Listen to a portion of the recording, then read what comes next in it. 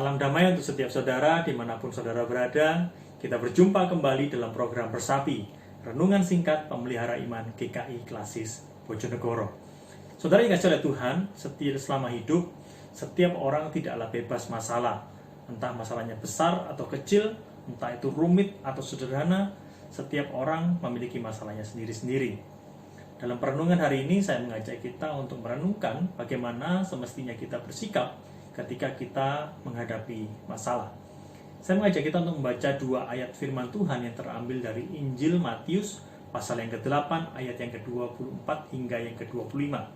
Demikian firman Tuhan. Sekonyong-konyong mengamuklah angin ribut di danau itu, sehingga perahu itu ditimbus gelombang, tetapi Yesus tidur. Maka datanglah murid-muridnya membangunkan dia. Katanya, Tuhan, tolonglah, kita binasa. Bacaan ini berbicara bagaimana Tuhan Yesus dan para murid sedang dalam masalah. Ketika mereka berlayar, tiba-tiba angin ribut mengamuk. Berbicara tentang masalah, dalam perenungan saya ketika membaca teks ini, saya menemukan setidaknya ada beberapa pilihan sikap ketika kita berada dalam masalah. Sikap yang pertama adalah kita menjadi gelisah atau panik. Saya kira ini adalah sikap alami yang ditunjukkan oleh kebanyakan orang ketika mereka menghadapi masalah. Terlebih ketika masalah itu dalam pandangan mereka sudah di luar kendali dan kapasitas mereka untuk menanganinya. Saudara, gelisah atau panik adalah hal yang wajar yang dirasakan oleh seseorang ketika menghadapi masalah. Jadi kita bisa panik dan kita boleh panik, tapi ketika kita gelisah dan panik itu terus menerus, maka itu akibatnya buruk untuk setiap kita. Dan mungkin juga buruk untuk orang-orang di sekitar kita. Oleh karena itu, kita tidak boleh dalam keadaan gelisah atau panik secara terus-menerus. Kita perlu menenangkan diri.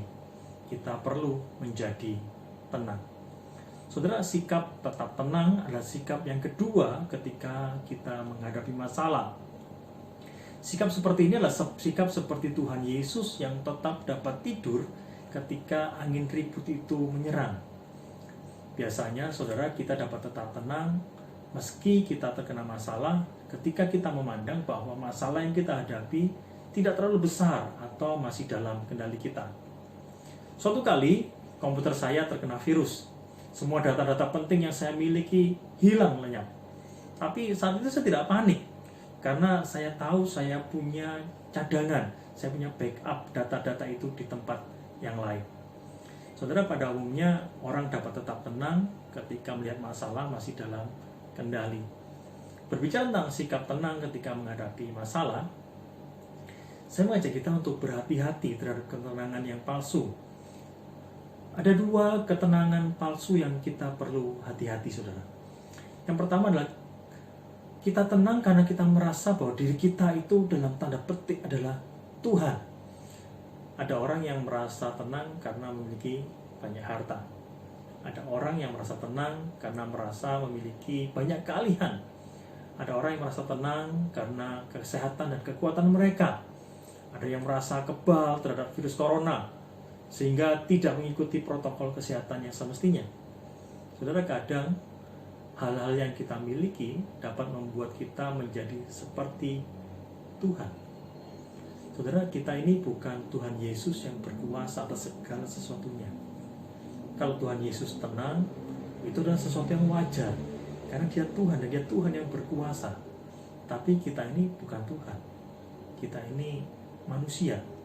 Kita tidak dapat mengendalikan segala sesuatunya. Saudara, hati-hati dengan ketenangan yang palsu. Ketenangan palsu yang lainnya ialah kita tenang karena kita tidak mau menerima perubahan. Di dalam Alkitab kita dapat menjumpai ada 2 pribadi yang tetap tenang meski mengalami angin ribut. Pribadi yang pertama ialah Tuhan Yesus, seperti dalam bacaan kita hari ini. Pribadi yang lain ialah Yunus yang tercatat dalam kitab Yunus. Yunus tetap tenang karena ia tidak mau menerima perubahan. Bagi Yunus, saudara, keselamatan untuk bangsa asing adalah sesuatu yang di luar pemikirannya. Apalagi kali ini Allah memberikan keselamatan bagi sebuah bangsa yang notabene adalah musuh bangsanya. itu adalah sesuatu yang menggoncangkan bagi Yunus. Tapi persoalannya, Yunus tidak mau keluar dari zona nyamannya. Yunus tidak mau berubah. Ia tidak mau mengubah sikap atau pendiriannya. Yunus tidak mau menerima perubahan.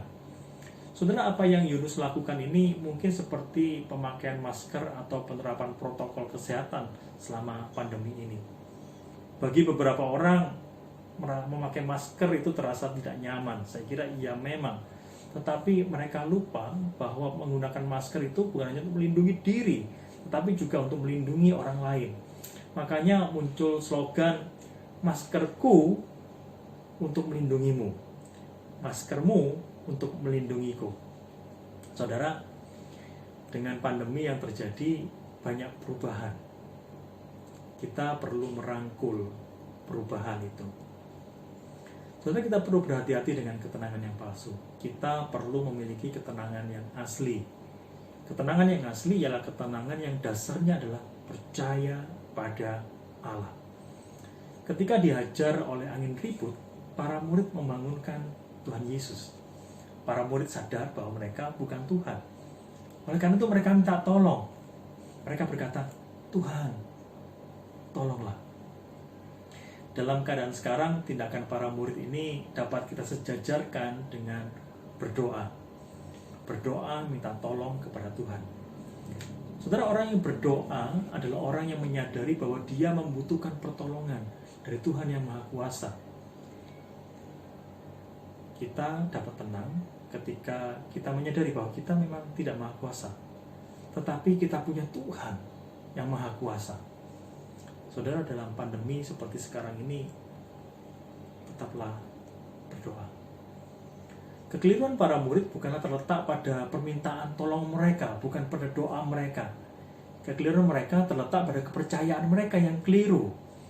Mereka berkata, kita binasa. Seandainya mereka berkata, Tuhan, tolonglah. Titik.